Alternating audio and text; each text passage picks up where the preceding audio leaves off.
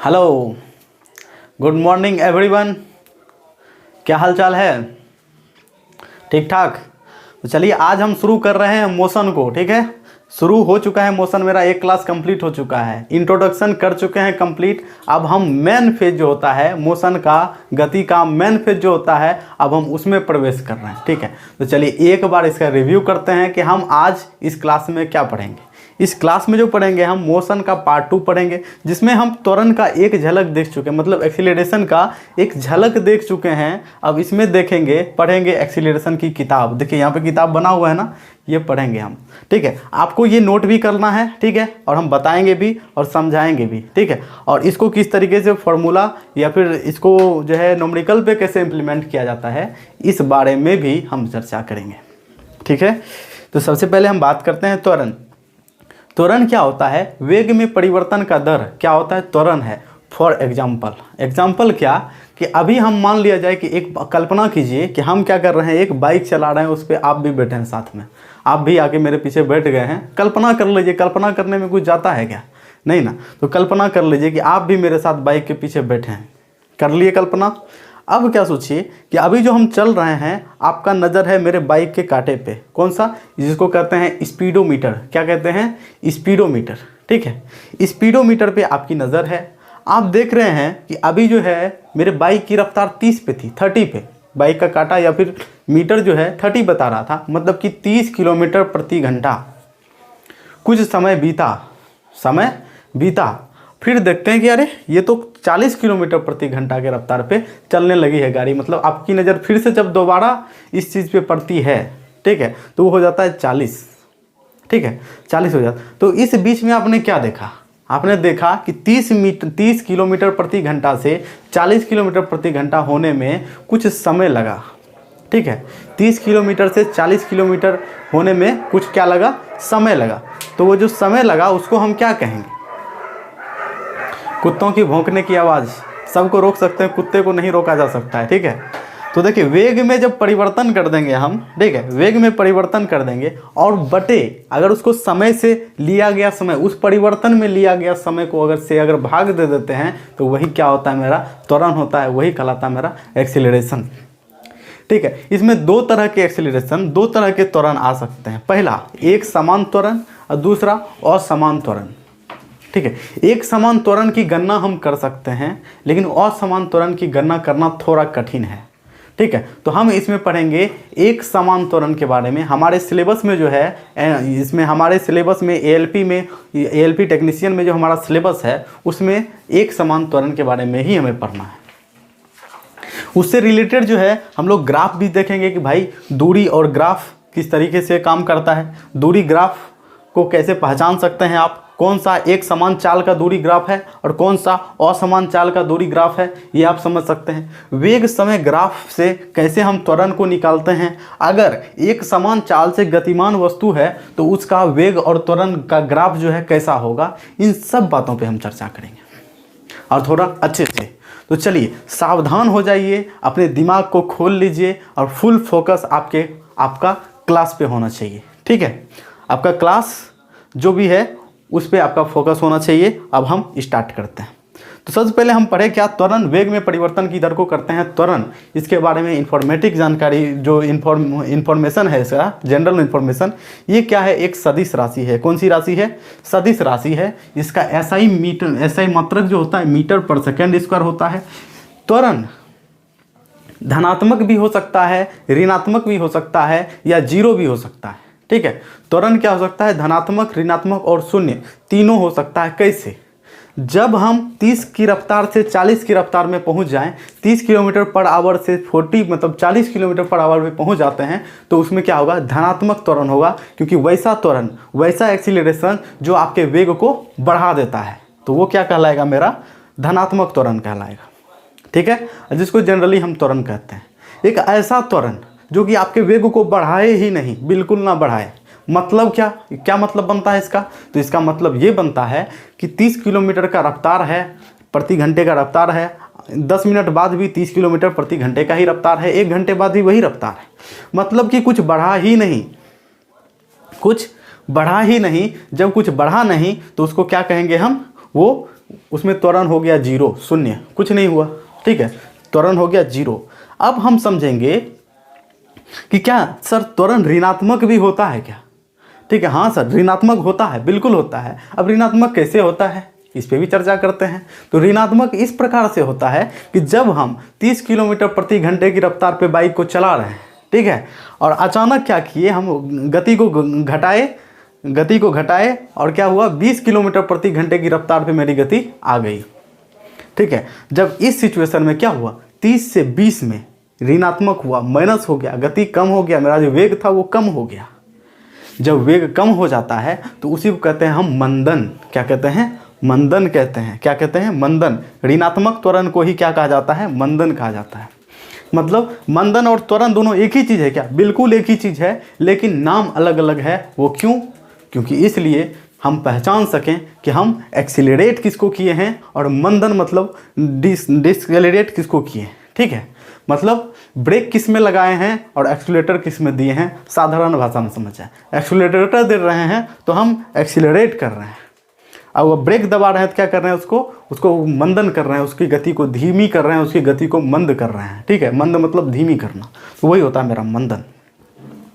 जैसे कि हम पहले से ही बोलते आ रहे हैं, त्वरण बराबर वेग में परिवर्तन की दर को क्या कहते हैं? त्वरण। तो त्वरण बराबर वेग में परिवर्तन बटे समय।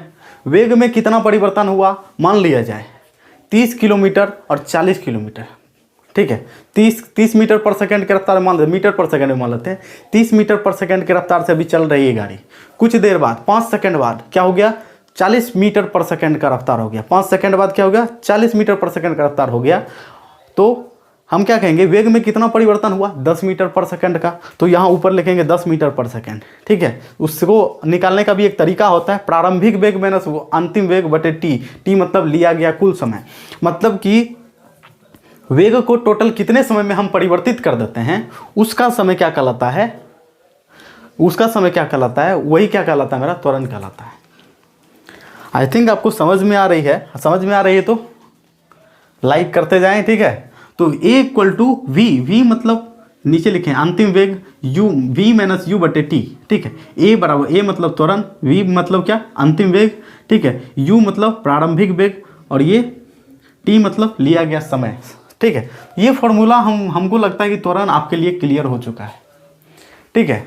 मान लिया जाए एक और बात करते हैं, कोई वस्तु अगर स्थिर है, अभी क्या है, स्थिर है, तो उसका क्या है, वेग क्या है, 0 है।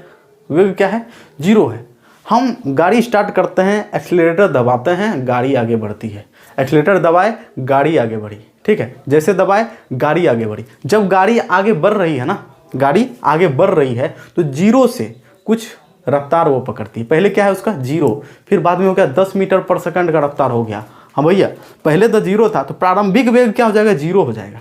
अंतिम वेग क्या होगा, मान लिया जाए 10 मीटर पर सेकंड के रफ्तार पे हम मापना चाहते हैं, तो अंतिम वेग हो जाएगा मेरा 10 मीटर पर सेकंड। समझ में आ रही बात है?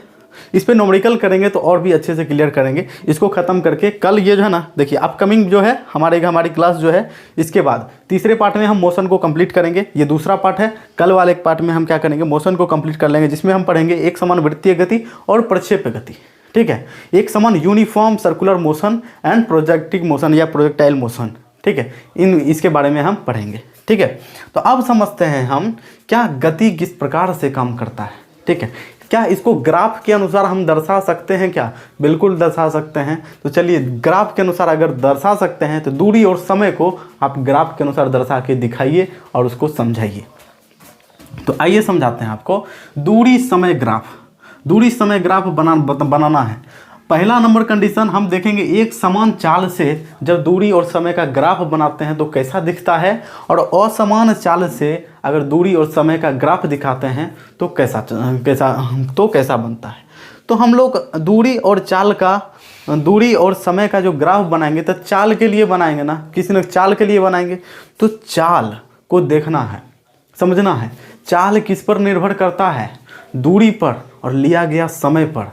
मान लिया जाए हम अभी 5 मीटर की दूरी तय करते हैं, ठीक है, और उसके लिए हम 5 सेकंड का समय लेते हैं, तो आप नहीं पता कर सकते हैं क्या कि हम जो दूरी है वो किस दर से डिस्टेंस को कवर किए, किस दर से। मतलब कि 5 मीटर दूरी तय करने में 5 सेकंड लगा, पक्का जो है 1 मीटर हम 1 सेकंड में जा रहे हैं, कि 1 मीटर कितने सेकंड में जा रहे हैं, 1 सेकंड में जा रहे हैं। यही तो मेरा चाल है, ये मेरा क्या हो जाता है, चाल है, ठीक है। मेरा चाल क्या हो जाता है, 1 मीटर पर सेकंड। उसी को 1 मीटर पर प्रति सेकंड, मतलब प्रत्येक 1 सेकंड में हम प्रत्येक 1 मीटर जा रहे हैं, ठीक है। वहीं पर अगर हम चाल की बात करते हैं 5 मीटर पर सेकंड, तो वो क्या होता है, प्रत्येक 5 मीटर जो है हम 1 सेकंड में जा रहे हैं, ठीक है। प्रत्येक 5 मीटर की दूरी तय करने में पहला 5 मीटर यहाँ से यहाँ तक दूरी की 1 सेकंड लगा, फिर से 5 मीटर की दूरी में 1 सेकंड लगेगा, फिर से 5 मीटर आएंगे तो 1 सेकंड लगेगा, मतलब 5 मीटर पर सेकंड। ये अब इसको समझते हैं, एक समान चाल होता क्या है भैया। तो आप तो बोलेंगे बड़ा सिंपल है, पूछेंगे क्या सिंपल है, तो आप बताइएगा सर, जो है कि कोई भी वस्तु चलना प्रारंभ की, मान लिया जाए 5 मीटर पर सेकंड उसका रफ्तार है, वो तब तक हमेशा के लिए वो 5 मीटर पर सेकंड के रफ्तार से ही चलते रहे। 5 मीटर 5 मीटर 5 मीटर 1-1 सेकंड का रफ्तार ले रहा है, 1-1 सेकंड का क्या ले रहा है, समय ले रहा है। तो वो क्या हो जाएगा मेरा एक समान चाल, उसी को तो कहेंगे हम एक समान चाल में चल रहा है। जब वो एक समान चाल में चलेगा तो उसका ग्राफ कैसे बनाएंगे, आइए देखते हैं। इधर हम लिखते हैं डिस्टेंस, आप अगर जूम कर सकते हैं तो इसको जूम कर लीजिए थोड़ा सा, ठीक है। यूट्यूब में अभी फंक्शन दे चुका है जूम करने का, अब जूम कर लीजिए और दूरी समय ग्राफ को एक समान चाल से गतिमान ग्राफ को समझने का प्रयास करते हैं, इस ग्राफ को, ठीक है। तो यहाँ देखिए, इधर मैंने डिस्टेंस को दिखाया है मीटर में, और इधर मैंने ये टाइम को दिखाया है सेकंड में। किसको, सेकंड में, टाइम को मैंने दिखाया सेकंड में। मान लिया इसमें क्या देखा हमने कि 20 सेकंड में ये 10 मीटर की दूरी तय कर रहा है। देखिए 20 सेकंड में कितने मीटर की दूरी तय किया, 10 मीटर की दूरी तय किया। तो आप बताइए इसका चाल क्या है, चाल क्या है, 20 सेकंड में 10 मीटर की दूरी तय किया, तो चाल बराबर क्या होता है, चाल बराबर क्या होता है, दूरी बटे समय। क्या होता है, दूरी बटे समय, यही होता है ना। तो जब दूरी मेरा देखिए, दूरी कितना कवर कर रहा है, इधर 10, तो 10 मीटर ऊपर, नीचे समय, ठीक है। तो समय क्या हो गया, टाइम कितना लगा उसमें, 20 सेकंड का। तो इसका जो चाल है 0.5 मीटर प्रति सेकंड नहीं चल रहा है, 0.5 मीटर प्रति सेकंड, मतलब प्रत्येक 1 सेकंड में भी आधा मीटर आगे बढ़ता है। प्रत्येक 1 सेकंड में कितना मीटर आगे बढ़ रहा है, आधा मीटर आगे बढ़ रहा है, ठीक है। तो ये हो गया मेरा चाल। उसी तरीके से देखिए 40 मिनट में क्या होगा, 40 सेकंड में क्या होगा, ये 20 मीटर जाएगा। चलिए फिर 60 मिनट में क्या हो जाएगा, तो ये 30 मीटर जाएगा। अरे बात समझ में। तो ये हो जाता है दूरी समय चाल। और जब भी दूरी समय चाल बने तो उसका ग्राफ इस तरीके से बनता है। अगर वो एक समान चाल से गतिमान ग्राफ है, उसका ग्राफ एक क्या होता है, तिरछी लाइन बनती है, ढलान टाइप का, ठीक है। जिसमें ये ढलान जो है पूछ देगा, ठीक है, एक समान क्या बोलता है, दूरी समय ग्राफ में सीधी तिरछी लाइन का जो ढलान है वो क्या दर्शाता है, वो ये दर्शाता है कि ये जो ग्राफ जो है ये दर्शा रहा है कि चाल जो है एक समान चाल से गतिमान है, वस्तु जो है एक समान चाल से गतिमान है। कोई दिक्कत है? दिक्कत नहीं होना चाहिए। दिक्कत है तो दूसरे तरीके से इसको समझिए। दूरी कितना 10, समय कितना ले रहा है 20, दूरी 10/20, इसका ये क्या हो गया, चाल हो गया इतना मीटर पर सेकंड। ठीक है, हम दूसरा माप लेते हैं भाई। 20 मीटर की दूरी तय करने में ये 40 सेकंड ले रहा है, तो 20/40, ठीक है, ये भी हो जाता है 1/2, मतलब कि 0.5 मीटर पर सेकंड। ठीक है, अगर वहीं पे अगर हम लोग 30/60 लेते हैं, ठीक है, 30/60 लेते हैं, 30 मीटर की दूरी 60 सेकंड में तय करता है, तो वो भी क्या आएगा 0.5 मीटर पर सेकंड। तो इससे भी तो आप अनुमान लगा सकते हैं, अनुमान नहीं गारंटी का आप कह सकते हैं, गारंटी के साथ कह सकते हैं। क्या कह सकते हैं कि ये जो आपका दूरी समय का ग्राफ है, दूरी समय का जो ग्राफ है वो क्या है, एक समान चाल से गतिमान वस्तु का ग्राफ है। किसका ग्राफ है, एक समान चाल से। क्वेश्चन में, आपके क्वेश्चन में एग्जाम में ऐसा आ सकता है, ग्राफ दे दिया गया, ठीक है, पूछ दिया गया ऑप्शन में नीचे ऑप्शन नंबर 1, ठीक है, कि ये जो है समय दूरी ग्राफ, ठीक है, एक समान चाल से गतिमान ग्राफ, बोलिएगा असमान चाल से गतिमान ग्राफ, बोल देगा एक समान त्वरण से गतिमान ग्राफ। तो आप क्या बताइएगा कि ये एक समान चाल से गतिमान ग्राफ है। जब ऐसा है, डिस्टेंस है, इधर नीचे टाइम है, नीचे ये एक तिरछी लकीर सीधी है। समझ में आई बात? अब चलते हैं हम दूसरे में। ऊपर दूरी हो, नीचे समय हो, और लकीर क्या हो, सीधा नहीं हो, तिरछा नहीं हो, तो वो क्या कहलाएगा, असमान ग्राफ कहलाएगा। क्या कहलाएगा, असमान चाल से गतिमान ग्राफ। ये क्या कहलाएगा, असमान चाल से गतिमान ग्राफ। ये क्वेश्चन आता है एग्जाम में, आप प्रीवियस ईयर उठा के देख सकते हो, ऐसा वाला एक ना एक क्वेश्चन आपको मिलना ही मिलना है। ठीक है, तो आपको मोशन को जितना कवर करना है ना, इतना से ही 100% क्वेश्चन आएगा। ठीक है। उसमें से मैंने इसमें जितना भी एक्स्ट्रा क्वेश्चन आएगा वो भी हम करवा देंगे, ठीक है, ताकि उससे बाहर आपका कुछ नहीं आने वाला है। तो आपको फिजिक्स के लिए मतलब कि साइंस के लिए कुछ और सोचने की ज़रूरत नहीं है, ठीक है। आप बस सब्सक्राइब कीजिए, लाइक कीजिए और लगे रहिए लगन के साथ हमारे साथ, और हम आपको लेके चलेंगे आपके सफ़र को श्रेष्ठ से सर्वश्रेष्ठ तक, ठीक है। तो ये हो गया, हम इसको मिटा सकते हैं क्या? मिटा सकते हैं, बिल्कुल। अब चलते हैं हम अपने अगले पड़ाव की ओर। हमारा अगला पड़ाव क्या है वेग समय ग्राफ, ठीक है। हम गति ग्राफ को देख रहे हैं, हम दूरी समय ग्राफ को देख चुके हैं, अब हम पढ़ेंगे वेग समय ग्राफ। क्या वेग की जब चर्चा करेंगे तो वेग क्या है? वेग बराबर हम क्या जानते हैं? विस्थापन बटे समय। हम चाल समय ग्राफ की बात नहीं कर रहे हैं, हम वेग समय ग्राफ की बात कर रहे हैं। चाल मतलब अदिश राशि, वेग मतलब सदिश राशि, ठीक है। वैसी राशि जिसमें चाल तो है, गति तो है, लेकिन उसके दिशा के साथ उसमें गति है, तो उसको कहेंगे हम वेग समय ग्राफ। आ रही बात समझ में? तो हम जब वेग समय ग्राफ की बात करते हैं तो इसमें भी ना कुछ ऐसा होगा कि ये एक समान चाल से गतिमान होगा, या फिर असमान चाल से गतिमान होगा, एक समान वेग से गतिमान होगा, या एक समान त्वरित गति होगा, ठीक है। इसमें बात करेंगे। जब भी हम वेग की बात करेंगे हम असमान वेग की बात नहीं करेंगे, ठीक है। असमान वेग की बात नहीं करेंगे, हम बात करेंगे किसकी? एक समान वेग की बात करेंगे, या फिर एक समान त्वरण की बात करेंगे, ठीक है। हमारे सिलेबस में इतना ही है और हमको इतना ही पढ़ना है, इससे ज़्यादा नहीं पढ़ना है। इससे ज़्यादा अगर पढ़ते हैं तो वो हमारे लिए यूजलेस होगा, ठीक है। तो हमारा टारगेट क्या है? ALP, ठीक है। ALP में हमको यही पढ़ना है, ये समझना है, सिर्फ आपका कॉन्सेप्ट क्लियर होना चाहिए। ये नहीं कि यहाँ देखिए गैलीलियो का समीकरण है, ये समीकरण इसी ग्राफ से निकलता है, कैसे निकलता है वो भी हम आपको बताएंगे, ठीक है। लेकिन उससे पहले आपको ध्यान से इस ग्राफ को समझना पड़ेगा। अगर आप इस ग्राफ को समझने के लिए तैयार हैं तो ये समीकरण हम आपको समझाने के लिए तैयार हैं, ठीक है। अगर आप इस ग्राफ को नहीं समझते हैं तो हम चाह के भी ये समीकरण आपको नहीं समझा सकते हैं कि ये क्यों, कैसे, कहाँ से आता है, ठीक है। ये गैलीलियो का जो समीकरण है एक समान त्वरित गति के लिए, इसको ग्राफ से ही निकाला गया है, ठीक है। आप अपने दिमाग से आज जो चीज़ सोच सकते हैं वो पहले जो इन्वेंट हुआ वो उस ग्राफ के माध्यम से ही हुआ, ठीक है। तो देखते हैं, हम सबसे पहले समझते हैं वेग समय ग्राफ। वेग समय ग्राफ में क्या? एक समान चाल से गतिमान, एक समान चाल से मतलब एक समान वेग से गतिमान, ठीक है। एक समान वेग से गतिमान वेग समय ग्राफ को इधर हम वेग को इंडिकेट करते हैं। हम थोड़ा कट रहे हैं, कोई दिक्कत नहीं है, आप मेरे हाथ के इंडिकेशन को देखिए, ठीक है। ये है, इधर हमने सेट किया, इसको जूम कर लीजिए, फिर से आप अगेन इसको जूम कर सकते हैं, ठीक है। जूम कर लीजिए, इधर हमने वेग किलोमीटर प्रति घंटा में दिखाया है और नीचे समय जो है घंटा में दिखाया है। आप वेग मीटर पर सेकेंड में और समय सेकेंड में भी दिखा सकते हैं, इसमें कोई दिक्कत नहीं है, ठीक है। जब इसमें दिक्कत नहीं है तो आइए समझते हैं फिर। देखिए वेग है मेरा 40 किलोमीटर प्रति घंटा, ठीक है। हम किसी भी वेग को एक समान वेग कब कहेंगे?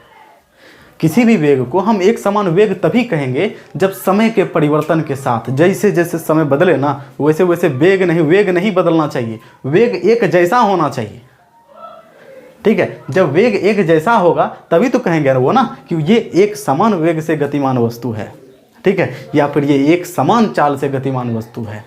कब कहेंगे? जब समय के साथ वेग नहीं बदलता है। तो वही बात यहाँ दर्शाया गया है। देखिए यहाँ लिखे 1 घंटा, यहाँ 2 घंटा, यहाँ 3 घंटा, यहाँ 4 घंटा, यहाँ 5 घंटा, इधर 10 किलोमीटर, इधर 20, यहाँ 30, यहाँ 40, यहाँ 50 किलोमीटर, इधर किलोमीटर प्रति घंटा में लिखा हुआ है, ठीक है। तो हम मान लेते हैं एक वस्तु का वेग स्टार्ट होता है यहाँ से, कहाँ? 0 सेकेंड से जब स्टार्ट होता है, ठीक है। जब स्टार्ट होता है तो वो 40 किलोमीटर प्रति घंटा के रफ्तार से स्टार्ट होता है। कैसे स्टार्ट होता है? 40 किलोमीटर प्रति घंटा के रफ्तार से स्टार्ट हुआ, ठीक है। स्टार्ट हुआ और वो जब 1 घंटा बीत जाता है फिर भी उसका 40 किलोमीटर प्रति घंटा ही रहता है। जब 2 घंटा बीतता है यहाँ पे फिर भी वो 40 किलोमीटर प्रति घंटा, 3 घंटा बीतने के बाद भी ये 40 किलोमीटर प्रति घंटा ही रहता है। आखिर में 4 घंटा फिर 5 घंटा बीतने के बाद भी वो 40 किलोमीटर प्रति घंटा ही रहता है। तो ऐसा ग्राफ जहाँ भी मिले, इधर वेग मिले, इधर समय मिले और ये सीधी रेखा जा रही है, इसको हम क्या समझेंगे? ये समझेंगे कि ये क्या है? वेग समय ग्राफ है। तो भैया अब इसमें आप एक बात और बता दीजिए, पूछे क्या हम इसमें डिस्टेंस कैसे निकालेंगे? इसमें डिस्टेंस कैसे निकालेंगे? तो डिस्टेंस आपको जहाँ से जहाँ तक का निकालना है। मान लिया जाए 1 घंटा चलने के बाद से 4 घंटे चलने तक, मतलब कि 1 घंटा 2 घंटे, 1वां घंटा के बाद अगर काउंट करें 2 घंटा 3 घंटा 4 घंटा, तो हमको वहाँ तक का क्षेत्रफल सिर्फ निकाल लेना है। ठीक है, तो यहाँ का क्षेत्रफल निकाल लेना है। क्षेत्रफल निकालने के लिए क्या करते हैं हम लोग, ये आयत है, देखिए ये आयत है, आयत का क्षेत्रफल क्या होता है, लंबाई गुना चौड़ाई। आयत का क्षेत्रफल क्या होता है, लंबाई, यहाँ देखिए इसको यहाँ देखना है, लंबाई गुना चौड़ाई। ठीक है, तो लंबाई इसका क्या है, देखिए लंबाई इसका क्या है, लंबाई क्या है, देखिए तो लंबाई समय दिया हुआ है क्या, लंबाई समय, तो कहाँ कितना घंटा होता है, 1 घंटा 2 घंटा 3 घंटा, तो 3 गुना चौड़ाई क्या है, चौड़ाई देखिए तो इसमें वेग है ना, इसका चौड़ाई बराबर वेग है, तो वेग कितना है 40 किलोमीटर प्रति घंटा। ठीक है, 40 किलोमीटर प्रति घंटा। ठीक है, ये 3 घंटा है, प्रति कट खत्म हो जाएगा, तो ये हो जाएगा 4 तिया 12, 120 किलोमीटर। वाह, ये क्या हो गया आपका 120 किलोमीटर। तो यहीं से एक फार्मूला और नहीं आपको पता चल जाता है क्या, कौन सा फार्मूला यहाँ से पता चलता है आपको, यहाँ से पता चलता है क्या कि ये जो निकला डिस्टेंस निकला ना, डिस्टेंस मतलब क्षेत्रफल, डिस्टेंस निकला, डिस्टेंस बराबर क्या होता है बताइए तो, दूरी बराबर क्या होता है बताइए तो, दूरी बराबर क्या होता है, सॉरी डिस्टेंस नहीं डिस्प्लेसमेंट होगा। ठीक है, आप थोड़ा सही कर लीजिए, वेग के साथ हम जब भी बात करेंगे तो डिस्प्लेसमेंट की बात करेंगे। ठीक है, एस याद रखिए। ठीक है, एस की बात करेंगे, किसकी बात करेंगे हम लोग, एस की बात करेंगे। ठीक है, डिस्टेंस कोई दिक्कत नहीं है, डिस्टेंस डिस्प्लेसमेंट जो है, यहाँ भी हम एस की ही बात करेंगे। ओके, डिस्प्लेसमेंट की बात करेंगे, यहाँ भी हम एस की ही बात करेंगे, डिस्प्लेसमेंट की बात करेंगे। ठीक है, याद रखिएगा, एस मतलब समझ आइएगा, डिस्प्लेसमेंट मतलब डिस्टेंस। ठीक है, तो हम लोग क्या जानते हैं, वेग बराबर क्या होता है, ये डिस्प्लेसमेंट मतलब वेग मतलब डिस्प्लेसमेंट मतलब विस्थापन बराबर हमने क्या पढ़ा है, विस्थापन बराबर क्या पढ़ा है हमने, चाल गुना मतलब वेग गुना समय, क्या वेग गुना समय। ठीक है, वही काम यहाँ नहीं हो रहा है। अगर हम ऐसा ग्राफ दे दिया गया, आपको पूछ दिया गया इस ग्राफ के अनुसार बताइए कि डिस्टेंस बराबर डिस्प्लेसमेंट एस बराबर कितना, तो आप नहीं बोल दीजिएगा लंबाई गुना चौड़ाई, मतलब ए सी गुना सी डी, या फिर ए बी गुना बी डी कर सकते हैं ना आप, ए बी गुना बी डी या फिर ए सी गुना सी डी कर सकते हैं ना, लंबाई गुना चौड़ाई। आप इधर वाला भी ले सकते हैं और इधर वाला भी ले सकते हैं, किसी को भी आप ले सकते हैं। ठीक है, तो हमको आशा है, हम आशा करते हैं कि हम आपको समझाने में कामयाब हुए हैं, सफल हुए हैं। ठीक है, अगर हम आपको ये समझाने में कामयाब हुए हैं तो आपको ये समझाने में भी सफलता हमें मिल जाएगी। ठीक है, तो चलिए हम एक और सफलता की ओर अपने कदम को बढ़ाते हैं और इसको मिटाते हैं। एक और सफलता की बात करते हैं हम बात करते हैं एक समान त्वरित गति की। क्या बात करते हैं हम, एक समान त्वरित गति की। एक समान त्वरित गति से ही ये तीनों समीकरण, यहाँ देखिए, यहाँ पे ध्यान दीजिए, ये तीनों समीकरण निकलता है। तो इसको समझना बहुत ही ज़्यादा इम्पोर्टेंट मतलब आवश्यक है, बहुत ज़्यादा ज़रूरी है। It is necessary to understand. ठीक है, ये ज़रूरी है। तो चलिए इसको समझते हैं। तो ये क्या है, इधर वेग दिया हुआ है और नीचे क्या है, समय दिया हुआ है। ठीक है, समय वेग दिया हुआ है किलोमीटर प्रति घंटा में, किसमें, किलोमीटर प्रति घंटा में, या फिर आप मीटर प्रति सेकंड में भी मान सकते हैं, कोई इशू नहीं है, हमको कोई ऑब्जेक्शन नहीं इससे। ठीक है, आप मान सकते हैं। तो जब भी एक समान त्वरित गति की बात की जाए, ठीक है, तो उसमें देखिए इधर वेग है और नीचे समय है। समय बढ़ता है तो वेग बढ़ता है, फिर समय बढ़ता है, फिर वेग बढ़ता है, फिर समय बढ़ता है, फिर वेग यहाँ आ जाता है, फिर समय यहाँ आता है, वेग यहाँ हो जाता है, समय यहाँ और वेग यहाँ। मतलब क्या, समय के साथ वेग में परिवर्तन हो रहा है। क्या दिख रहा है, देखिए तो पहले 0 था, ठीक है, ऊपर वेग है नीचे समय, पहले 0 था। ठीक है, अब क्या हुआ, समय के साथ वेग में कैसे परिवर्तन होता है, देखिए पहले 0 था, फिर अचानक 5 घंटे के बाद 10 किलोमीटर प्रति घंटा हो गया, 10 घंटे के बाद 20 किलोमीटर प्रति घंटा हो गया। ठीक है, 15 घंटे के बाद 30 किलोमीटर प्रति घंटा हो गया, 20 घंटे के बाद 40 किलोमीटर प्रति घंटा हो जाता है। इसी तरीके से बढ़ते जाता है। तो आपको एक बात ध्यान आता है क्या, कि जैसे जैसे वेग में जैसे जैसे समय में परिवर्तन हो रहा है, वेग में भी परिवर्तन हो रहा है और एक समान तरीके से परिवर्तन हो रहा है। देखिए तो पहले 10 मीटर बढ़ती, 10 से यहाँ तक जाता है, सेम मतलब एक होता ना यूनिट टाइम में, ये अपने मतलब इकाई समय में ये अपने वेग को क्या कर ले रहा है, परिवर्तित कर ले रहा है। बदल दे रहा है, बढ़ा दे रहा है, तो इसी को क्या करेंगे हम, त्वरण कहेंगे। इसी को क्या कहेंगे, त्वरण कहेंगे। जब भी एक समान त्वरित गति का ग्राफ दिखाया जाए और पूछा जाए कि ये जो तिरछी लाइन है ये क्या दर्शाता है, तो क्या दर्शाता है, ये तिरछी लाइन जो है ये त्वरण को दर्शाता है। क्या दर्शाता है, त्वरण को दर्शाता है। ठीक है, तो चलिए हम यहाँ से एक अलग सा टॉपिक लेके हम इसको समझने का प्रयास करेंगे कि त्वरण कैसे कैसे दर्शाता है ये चीज़ त्वरण को। ठीक है, अगर एक समान त्वरित गति में, देखिए ना, समझ में आ रही है ना बात, इसका अगर हमको क्या करना है, दूरी निकालना है, मतलब डिस्टेंस निकालना है, मतलब कहाँ से कहाँ तक का डिस्टेंस कैसे पता चलेगा आपको, कुछ समय होना चाहिए। हाँ भैया हम 2 घंटे में कितनी दूरी तय किए। ठीक है, तो डिस्टेंस आपको पता करना, मान लिया जाएगा आपको पता करना है कि हम जो है कि 10वें घंटे से 20वें घंटे के बीच में जो 10 घंटा का समय हुआ, 10वें घंटे से 20वें घंटे के बीच में जो 2 घंटे का समय है उसमें हम कितनी दूरी को तय कर चुके हैं। तो इन दोनों के बीच में हम कितनी दूरी को तय कर चुके हैं, ये निकालने के लिए सिंपल सा, देखिए इसके बीच में क्या बन रहा है भैया, ऊपर आयत बन रहा था और नीचे क्या है, एक आयत और एक समकोण त्रिभुज बन रहा है। ठीक है, तो आयत का क्षेत्रफल प्लस समकोण त्रिभुज का क्षेत्रफल, आयत का क्षेत्रफल मैंने यहाँ लिखा है AB इंटू BC। ठीक है, plus 1/2 into AD into D, ये निकल गया ना। तो ये क्यों निकला, देखिए ऐसा हम डायरेक्ट क्यों कर दिए, कैसे आप मान लिए कि भैया यहाँ का आयत, यहाँ का क्षेत्रफल अगर निकाल लेते हैं तो हमको डिस्टेंस मिल जाएगा, मतलब कि डिस्प्लेसमेंट मिल जाएगा। तो हम ऐसा इसलिए कहते हैं क्योंकि ये सिर्फ ऐसा नहीं कि मान लिया गया और इम्प्लीमेंट कर दिया गया, ऐसा नहीं होता है। ठीक है, हम मानते तो हैं भाई, हम मानने वाले लोग हैं, मानते हैं, लेकिन उसको प्रयोग करके पहले चेक कर लेते हैं कि हम जो मान रहे हैं, हमको जो लग रहा है वो सच में सही है क्या। ठीक है, ऐसा नहीं कि हमको लगा ऐसा तो हम छोड़ दिए, ऐसा नहीं करना है। अगर लगा आपको तो उसको प्रयोग करके देखिए कि हाँ अगर ऐसा लग रहा है तो वो सही है या गलत है। ठीक है, तो बात आई हमारी यहाँ पे। अब यहाँ से हम कैसे जंप करते हैं अपने गैलीलियो के समीकरण में, और यहाँ से हम डायरेक्ट जंप करके आएंगे गैलीलियो के समीकरण में, उसको समझने का प्रयास करते हैं। सबसे पहले हम एक इसी की तरह जो है एक आसानी से समझने के लिए एक दूसरा ग्राफ बनाते हैं। यहाँ पे इस तरीके का हम ग्राफ बनाते हैं। ठीक है, ग्राफ बनाने के लिए क्या करेंगे, इधर हम सेकंड लिखेंगे 2 3 4 5 6 7 8 9। होप आपको दिख रहा है, आपको नहीं दिख रहा थोड़ा जूम कर लीजिए ना, मेरी आवाज़ तो आपको सुनाई दे ही रही होगी।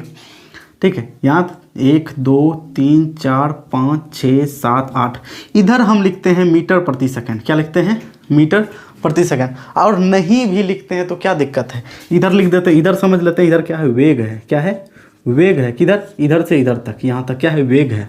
वेग मीटर प्रति सेकंड में हो या किलोमीटर प्रति घंटा में, हमको उससे मतलब नहीं है।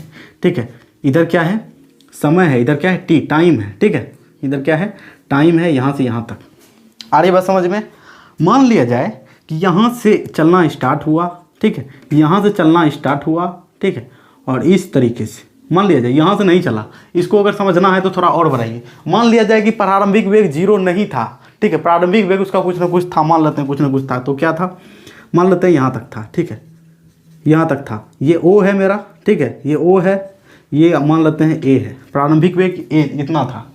अभी मेरा जो चाल था पहले ऐसे था, इस तरीके से था, इस तरीके से, देखिए तो मेरा चाल इस तरीके से था पहले। ठीक है, यहाँ पे था, यहाँ पे कोई ना कोई संख्या है, इस तरीके से मेरा चाल है। समझ में आ रही बात। और जब समझ में आ रही है तो देखिए अब समय बदलता गया। ठीक है, चाल बढ़ता गया, समय बदलता गया और चाल बढ़ता गया, ऐसे बदल गया। ठीक है, बढ़ गया, क्या हो गया, समय इस तरीके से बढ़ा। तो ये हमको क्या दिखाया, पहले यहाँ था भैया, इस तरीके से चल रहा था मेरा चाल। ठीक है, अब क्या हुआ, बढ़ गया है। ठीक है, बढ़ गया है। ठीक है, बढ़ गया तो क्या बढ़ गया, देखिए तो मान लिया जाए यहाँ तक हो गया, बढ़ने के बाद यहाँ तक हो गया। हम मान लिए इसको A, इसको मान लिए B, इसको मान लिए C, यहाँ से यहाँ तक मिलाएंगे, इसको मान लिए D। ठीक है, और इसको मान लिए E। कोई दिक्कत है, मानने में कोई दिक्कत है। तो यहाँ से बताइए, ये जो यहाँ से यहाँ तक की दूरी है वो क्या है, वेग दर्शा रही है। मतलब यहाँ से यहाँ तक की दूरी भी वेग दर्शा रही है। ये पूरी दूरी क्या दर्शा रही है, वेग दर्शा रही है। अब बताइए यहाँ से यहाँ तक का वेग निकालने के लिए पूरे के वेग में नीचे वाले का वेग घटा देंगे तो पूरा वहाँ का वेग नहीं निकल जाएगा। सेम वही काम करेंगे। अगर मान लेते हैं, इसको मिटाते हैं हम। ठीक है, इसको मिटाते हैं और मान लेते हैं कि v क्या माने है, देखिए v को क्या करते हैं हम लोग, अंतिम वेग कहते हैं। ये u क्या है, प्रारंभिक वेग। जब भी कोई वस्तु होता चलता है ना, वस्तु जब त्वरित होता है, त्वरित गति से चलता है, उसमें दो चीज़ें, दो क्वांटिटी मिलना जरूरी है। प्रारंभिक वेग का मतलब क्या है, पहले वो वस्तु किस तरीके से चल रही थी। अंतिम वेग का मतलब क्या है, जब हमको नापना है, ठीक है, तो उस समय मतलब लास्ट टाइम उसका वेग कितना है, ठीक है, लास्ट टाइम उसका वेग कितना है। तो v बराबर क्या हो गया, u plus A T. u मतलब प्रारंभिक वेग प्लस एक्सीलरेशन इंटू टी, मतलब त्वरण कितना हुआ इंटू टी। त्वरण कैसे निकालना है, यहाँ देखिए त्वरण कैसे निकालना है, देखिए तो त्वरण का ऐसा ही मात्रा क्या होता है, त्वरण कैसे निकालना, v माइनस यू बटे टी, पता चल जाएगा। तो त्वरण गुना अगर समय कर देते हैं, मान लिया जाए त्वरण 5 मीटर प्रति सेकंड है, 5 मीटर प्रति सेकंड है, त्वरण 5 मीटर प्रति सेकंड स्क्वायर है, क्या मान लिए त्वरण क्या है, 5 मीटर प्रति सेकंड स्क्वायर है। तो ये 2 सेकंड के बाद, 2 सेकंड के बाद क्या हुआ, 2 सेकंड के बाद कितना वेग बढ़ा देगा, तो गुना 2, ये 10 मीटर प्रति सेकंड का वेग बढ़ा देगा, ठीक है। 2 सेकंड के बाद क्या करेगा, 10 मीटर प्रति सेकंड का वेग बढ़ा देगा। उसी तरीके से बात करें हम अगर बात करते हैं एक्सीलरेशन मेरा अगर 10 मीटर पर सेकंड है, 10 मीटर पर सेकंड है, ठीक है, 10 मीटर पर सेकंड है, तो हम क्या कह सकते हैं कि 3 सेकंड के बाद ये कितना वेग बढ़ा देगा, तो ये वेग बढ़ा देगा 30 मीटर पर सेकंड का, ठीक है। मतलब त्वरण अगर हमको पता है और समय पता है तो हम ये पता कर सकते हैं कितना वेग बढ़ा है, ठीक है, क्योंकि त्वरण का मतलब ही होता है वेग में परिवर्तन की दर। समझ में आ रही बात। तो पहला फॉर्मूला मेरा ये हो गया, ठीक है। इसको प्रूव भी कर सकते हैं हम, लेकिन आपके लिए इसको याद रखना ही ज़्यादा बेनिफिशियल होगा। अब बात करते हैं S इक्वल टू, मतलब दूरी बराबर, दूसरा फॉर्मूला देखिए, पहला तो देख लिए, दूसरा देखिए, S equal to u t plus half 1/2 a t square, यही है ना, u t plus half a t square. मतलब क्या, डिस्टेंस निकालने के लिए, देखिए डिस्टेंस निकालने के लिए यहाँ भी तो एक फॉर्मूला निकालना है ना, डिस्प्लेसमेंट निकालने के लिए, ठीक है। तो यहाँ क्या निकाले हैं, S बराबर आयत का क्षेत्रफल है, ठीक है। आयत का क्षेत्रफल में ये देखिए, ये प्रारंभिक वेग हो गया, यहाँ से यहाँ तक ये प्रारंभिक वेग हो गया, ठीक है, और ये अंतिम वेग हो गया, यहाँ से यहाँ तक का प्रारंभिक वेग गुना समय, ठीक है, यू टी मतलब प्रारंभिक वेग गुना समय, यू टी कितना हो गया, यू टी मान लेते हैं कुछ भी होगा मेरा वेग, तो उतना गुना समय को भी गुना कर देंगे उसमें, तो क्या होगा, दूरी क्या होगा, चाल गुना समय बराबर दूरी निकल जाएगा, प्लस बाकी का दूरी क्या निकलेगा, हाफ इंटू ए टी स्क्वायर कर देंगे तो बाकी का दूरी निकल जाएगा, दूसरा फॉर्मूला। और तीसरा 2as equal to v square minus u square है, ठीक है। मतलब 2 गुना एक्सीलरेशन गुना ये displacement is equal to v square, मतलब लास्ट वेलोसिटी, ठीक है, एंड ये इनिशियल वेलोसिटी, ठीक है, प्रारंभिक वेग, और ये अंतिम वेग, ठीक है। ये हो गया u हो गया प्रारंभिक वेग, ये हो गया अंतिम वेग। अगर इतना याद है हमको तो हम इस पर न्यूमेरिकल बना सकते हैं, ठीक है। जैसे ही ये क्लास ख़त्म होगा, मोशन कंप्लीट होगा, हम न्यूमेरिकल को बनाएंगे। आई बात समझ में। तो चलिए, हम आशा करते हैं कि आपकी ये क्लास आपके लिए धमाकेदार, मज़ेदार और आपके सिलेबस के अकॉर्डिंग ही रही है, ठीक है। आशा नहीं करते हैं, ये मेरे तरफ से गारंटी है कि ये सिलेबस के अकॉर्डिंग है आपकी क्लास, ठीक है। और आप अच्छे से इसको करके जो है कर सकते हैं आप, ठीक है। तो कोई दिक्कत नहीं है। आज की क्लास से हम आपसे विदा चाहते हैं। तब तक के लिए आप क्या कीजिएगा, ज़्यादा से ज़्यादा रिवीजन कीजिए, जो बताया गया उसको अच्छे से नोट कीजिए, ठीक है। पार्ट बाय पार्ट उसको खुद से भी इम्प्लीमेंट करने का प्रयास कीजिए। जैसे ये फॉर्मूला है, उस पर न्यूमेरिकल बनाने का प्रयास कीजिए। क्वेश्चन तो हम आपको डिलीवर कर देंगे, क्वेश्चन कैसा कैसा आता है वो हम आपको दे देंगे, ठीक है। तो चलिए, तो आज की क्लास में इतना ही। अब मिलते हैं मोशन के अंतिम क्लास में। मोशन का जो अंतिम क्लास होगा वो कल होगा। टाइम आपको पता है 11 बजे, ठीक है। टाइम क्या पता है आपको, 11 बजे सुबह के 11 बजे, रात के 11 बजे नहीं, ठीक है। तो ये उसमें हम क्या करेंगे, एक समान वृत्तीय गति को और प्रक्षेप गति को करेंगे, ठीक है।